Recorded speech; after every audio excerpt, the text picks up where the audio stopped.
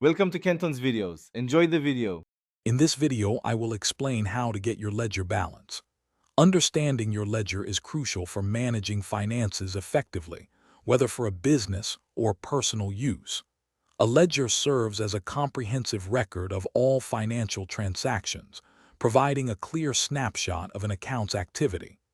By following a few simple steps, you can accurately determine the current balance and maintain precise financial oversight.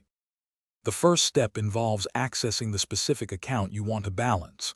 Whether it is a cash account, accounts receivable, or another ledger entry, gather all relevant transaction data.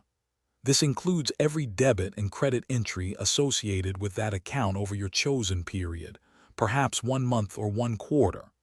Accuracy here is paramount for a correct final balance. Next, you will meticulously sum all the debit entries for your chosen account. Debits typically represent increases in assets or decreases in liabilities and equity. Then, separately, total all the credit entries. Credits usually signify decreases in assets or increases in liabilities and equity. This careful segregation ensures a clear distinction before the final calculation. Finally, to determine the account balance, subtract the total credits from the total debits.